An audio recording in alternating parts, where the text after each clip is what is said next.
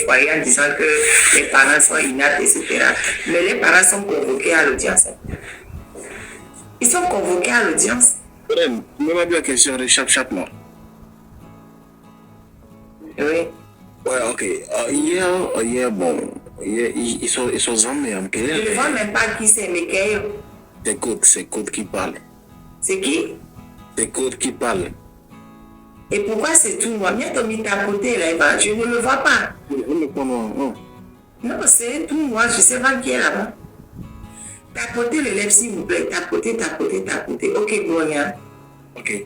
Et son quel est l'article? Donc, quel est l'article de Google dit quoi? Presse de net de Google dit. Donc, en bas de l'article, on lui dit. Ça parlait de toi. Bon, ça parlait de vous, excuse-moi. Et. Oui, Togo actualité. Et que les bons, il y a un collègue blanc et quoi. Et que les bons, donc, ça parlait de ça. Et que ministre constitutionnel avocat Charles Azumaro, je pense, voilà, dans quel article là? Dans l'article, là-bas, à la fin, j'ai lu que Yvonne et le mari d'Yvonne, bon, M. Charles, ou bien, et qu'elle est en conflit Kudo Naka, veuve de Souza. Bon, fille, on va laisser Némé les filles, donc je ne sais pas si c'est Naka, si c'est Némé, je ne sais pas trop. Les deux. Au départ, c'était Naka qui fatiguait. Le jour on est venu arrêter et monsieur Soumarou à l'hôpital, quand il était chevé de sa femme, on l'a amené au SCRIC. Quand il est rentré à la maison, il y avait Naka et un ici qui avaient mis, ils avaient pris les bijoux, les machins, trucs, et ils ont mis sous scellé. C'était Naka qui était au début et qui essayait de faire la misère à M. Zoumaro. Donc c'était Naka que moi-même j'ai dénoncé à plusieurs reprises sur mes lives et dans des vidéos. Voilà. Maintenant, c'est Némé qui prend la relève parce que Naka est un peu fatigué là, elle s'est un peu mise à l'écart. Et c'est Némé qui prend maintenant le relais. Et c'est Némé maintenant qui va rester dans le bureau des juges pour dire de garder Charles le plus longtemps possible. J'ai répondu à la question. C'est maintenant, j'ai maintenant compris. Parce que j'étais un peu perdu. Voilà. Merci beaucoup. Il ne faut pas être perdu.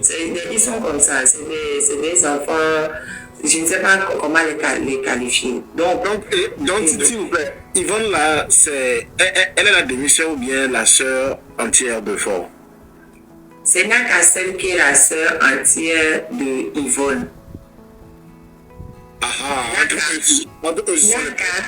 Naka et Yvonne sont de même père, de même mère, du moins officiellement. D'accord. Et Némé est de même père, Fort est de même père, et tous les autres là, ils sont de même père que Yvonne. Donc Némé n'est pas la jumelle directe de Naka? Non. Ok, merci beaucoup. Je continue. Et quand vous avez une question? Monsieur Kondo, vous avez une question ou pas? Bon, bref.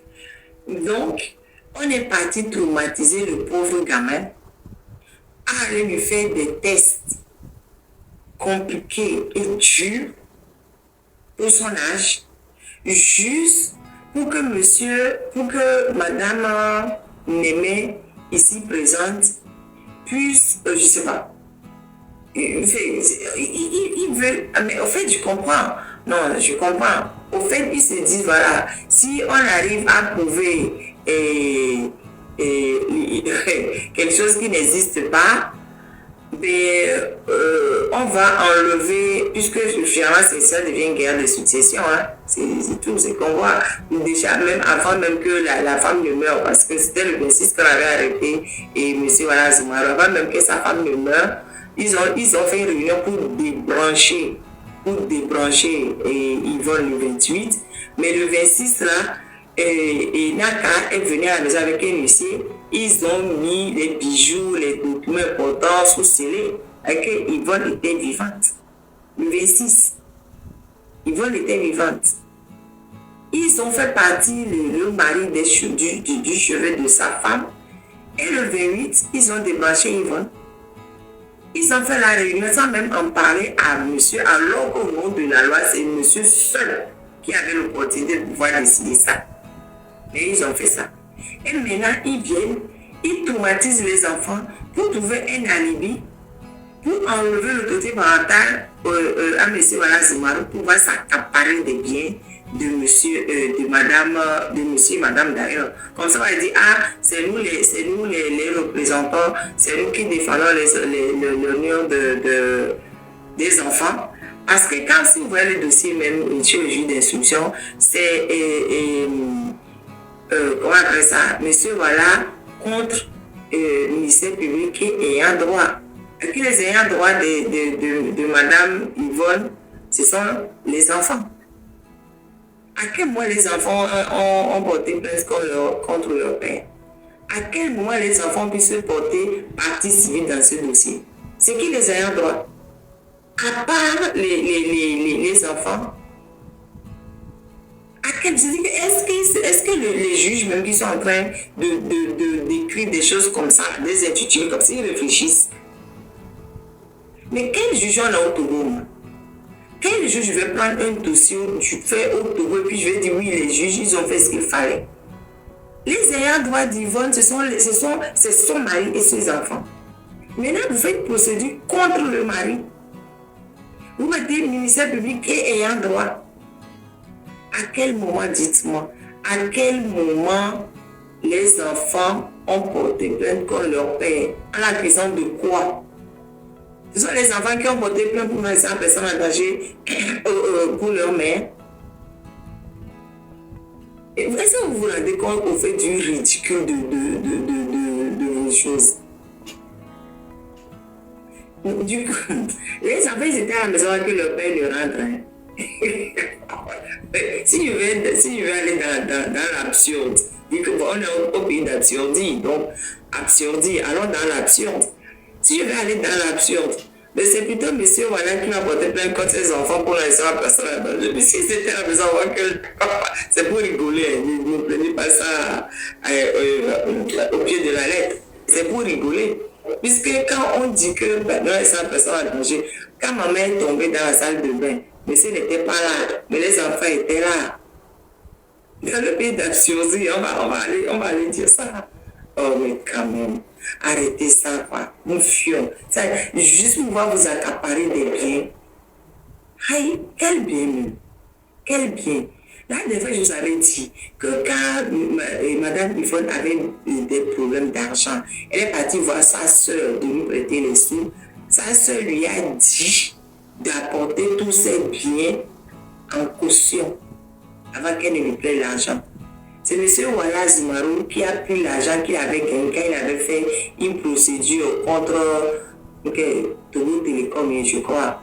C'est l'argent qu'il a pris pour donner à sa femme, pour que sa femme remonte sa société. Et on est là, on parle de quoi?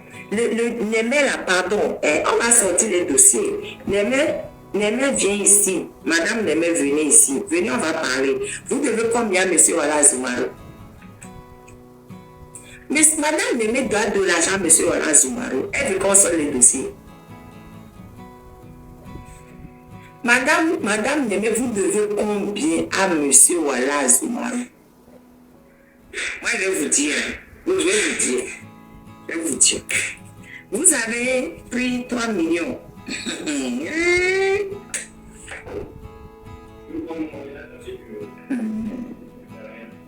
J'ai dit, je ne dis pas. J'ai dit parce qu'il y a les traces des chèques. Il y a les traces des chèques. Elle a pris 3 millions d'abord pour faire ses affaires. 3 millions. C'est mieux que vous ne disiez pas. Je vais dire, pardon, laissez-moi, je vais dire. Elle va tout le temps, elle s'assoit dans le bureau du juge pour qu'on garde M. Wallace Oumarou en prison. C'est quoi ça? Elle va tout le temps s'asseoir dans le bureau du juge. Elle amène des enfants se faire traumatiser juste pour pouvoir s'accaparer des biens de la famille. Mais est-ce que les Niassibé, là, ils n'ont pas un patriarche? Ok. Ils n'ont pas quelqu'un qui est devant la famille qui...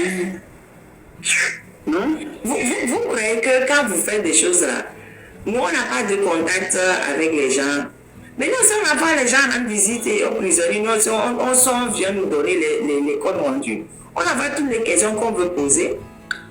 Les gens vont rendre visite et on a les informations aussi. Qu'est-ce qu'il y a? Il est allé à Bénévole sur route d'arrêt depuis 2 ans. Le 26 février 2025, ça fait 2 ans que M. Wallace est en prison. Ça, c'est vraiment triste. 2 ans, alors qu'il est malade.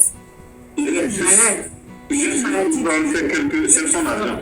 Juste pour prendre son argent. Juste pour prendre son argent. Juste pour l'argent. Ils veulent tuer le monsieur pour l'argent. Ça, c'est quoi ça? Et puis, allez lui demander directement, si vous voulez, allez lui demander directement son argent. Dites-lui de signer, il va signer, il va vous donner. C'est quoi le problème? Pourquoi si vous êtes tout le temps en train de tourner, vous fatiguez le monsieur pour l'argent? Allez le voir. C'est vous qui avez jeté en prison, vous savez, allez le voir. Dites-lui que si nous les documents donnent, tout est bien pour qu'on te libère. Allez le voir, dis-le lui, au moins c'est fin. Quand vous voulez tuer le monsieur, vous amenez des enfants, un enfant, pour aller lui faire des tests comme ça. Oh, nos fruits, les gars, ils ont dit quoi? Mais attends, c'est pas possible. Mais comment vous pouvez rassurer un enfant, je ne sais pas s'il avait 4 mois ou quelque chose, 5 ans maximum quand sa mère est morte. Comment vous pouvez le rassurer pour lui dire qu'il a fumé tout mignon? Comment vous pouvez? Il y a fumé tout mignon, est-ce que et toi, bon, vous vous rendez compte ce que vous dites à un bébé? Vous vous rendez compte? Ils ont formé ça. Ou les ça, monsieur, madame, voilà, ils sont en train, la famille est en train de vendre ça. Le monsieur est encore vivant. Hein. Il est vivant. Et les enfants sont là. Ils sont en train de vendre. Je dis encore une fois aux gens qui sont en train d'acheter les biens de monsieur, madame, voilà, Zoumaro. C'est du recel de vol. Vous allez tomber, vous tous là. C'est que les filles vous vendent, n'achetez pas. N'achetez pas. Vous allez tomber pour le sel. Et on va récupérer tous les bijoux, tout, on va les récupérer tous. Parce que ça a été vendu illégalement. C'est pas le vrai propriétaire qui a vendu. Vous allez leur donner l'argent, ils vont bouffer. Et vous allez encore payer les bijoux, tout ce que vous êtes en train d'acheter, les bijoux chers, les bazards. Mais quand on a amené les vieux hommes, et gagne pour le pousser minière. Et gagne qui m'y a tombé derrière. Si fort ne vous donne pas, allez voir fort. Fort n'a même pas partagé l'héritage, il l'a bloqué. Allez le voir. Mais quand même, la plupart d'entre eux, ils ont vécu en Europe. Ils n'ont pas de travail, ils n'ont pas allé à l'école, ils ne sont pas allés à l'école pour avoir un peu de travail. Je ne comprends pas cette histoire-là. Tu fais quoi? Nous-mêmes, même si nos parents ont travaillé un peu dans ça, mais on est allé à l'école. So, je ne comprends pas eux là. Et risque, il faut me donner les noms des enfants Niassimé qui ont les diplômes. Il y en a beaucoup. Fort Niassimé, c'est pour ça qu'il est pris. Fort Niassimé, tu as vu comment Fort Niassimé gère le Togo? Si Fort Niassimé crée une entreprise, qui peut gérer l'entreprise? C'est une bonne question.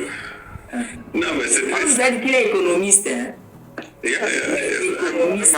MBA en quelque chose, ouais, je pense que. Et il gère le Togo comme ça.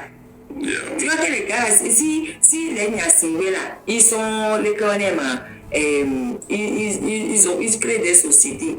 Tu vois qu'ils peuvent avancer quand même leur grand frère qui est économiste n'arrive à gérer le Togo comme il faut. Non, mais c'est ça, je ne comprends pas. Sociétés, ils en créent tout le temps.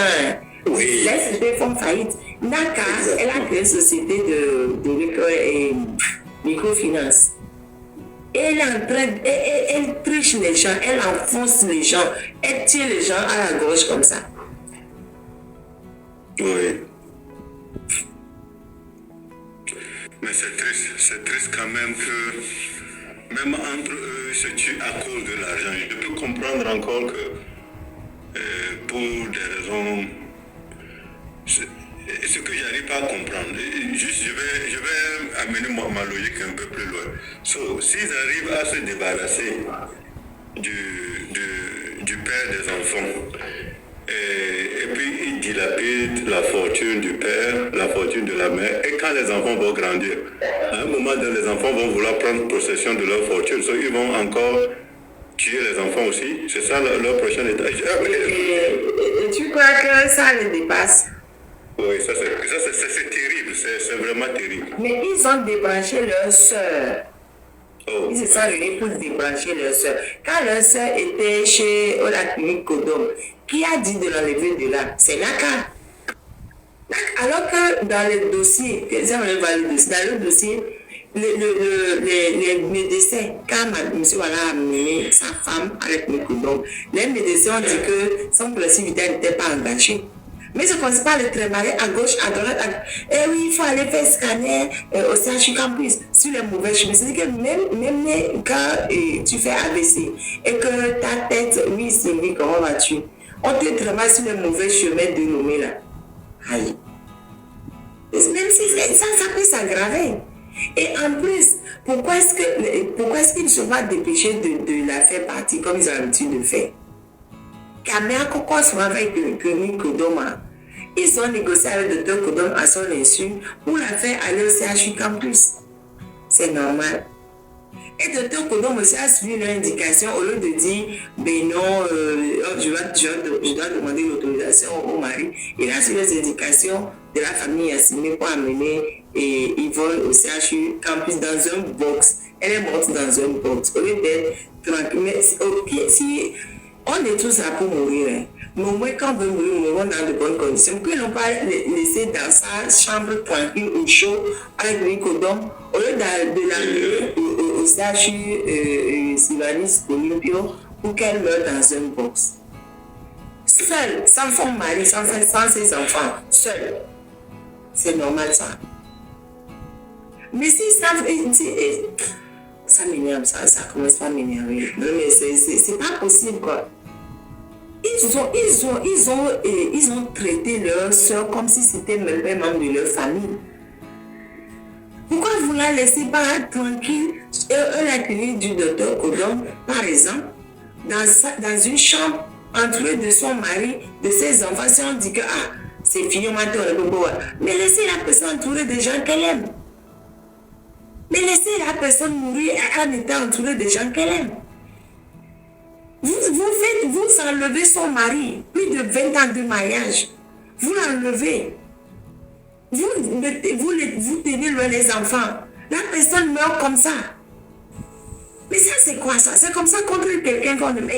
J'ai l'impression qu'ils n'ont jamais aimé cette fille. Et je dirais qu'ils sont vengés de quoi? En laissant mourir toute seule, loin de son mari et de ses enfants. Mais c'est énervant. Et après ça, vous maintenez le monsieur en prison 2 ans. 2 ans. Sans aucun jugement, 2 ans. En sachant que le monsieur peut avoir un arrêt cardiaque à tout moment. Vous croyez que tu vas aller achever les enfants sans aller dépasser. Vu la manière dont ils ont traité leur soeur en fin de vie. C'est ça qui est inquiétant parce qu'en ce moment, s'ils sont... Écoute, moi, c'est une spéculation, je ne dis pas que c'est ce qui s'est passé, mais s'ils sont aussi après la fortune de quelqu'un comme ça, et puis si c'est la fortune qui les intéresse vraiment, parce que si on prend l'hypothèse selon laquelle les enfants, l'avenir ou la sécurité des enfants, c'est ça qui les intéresse. Normalement, ils devaient laisser les enfants voir leur papa. Ça, c'est simple. Parce que tout le monde sait que le père il n'était même pas là quand l'accident a eu lieu. Et puis, aussi longtemps que le père était là, il y avait toujours un docteur à sa présence. S'il devait vraiment condamner quelqu'un, c'est le docteur là qu'il devait vraiment condamner. Parce que le docteur était plus présent avec la femme que même le mari a passé du temps là-bas. De 3. s'ils sont, ça ne laisse que l'autre hypothèse que c'est vraiment c'est l'intérêt purement financier. S'ils sont capables d'aller comme ça avec autant d'énergie derrière l'argent de quelqu'un d'autre, c'est que l'intérêt des enfants ne les intéresse pas. La conclusion directe, c'est que les enfants sont en danger en ce moment. C'est pas mal. Il va falloir que quelqu'un, s'il est du fort, les gens vont dire, mais ce fort n'est même pas dedans. Mais fort est multimilliardaire. Parce que c'est l'intérêt financier. Aïe. Toi, tu ne connais pas l'appétence de ce monsieur à l'argent. Il est multimilliardaire, mais il ne lâche jamais rien. Tous les dossiers qui passent, il est chez lui. Mais la dernière fois, quand je lisais les choses sur Barry Moussa Baké, ça faisait partie des choses qui ont failli les énerver. Barry Moussa Baké ne voulait pas lui rendre compte. Et que lui, il veut qu'on lui rende compte. Et quand tu lui rends compte, il prend son truc dedans. Voilà.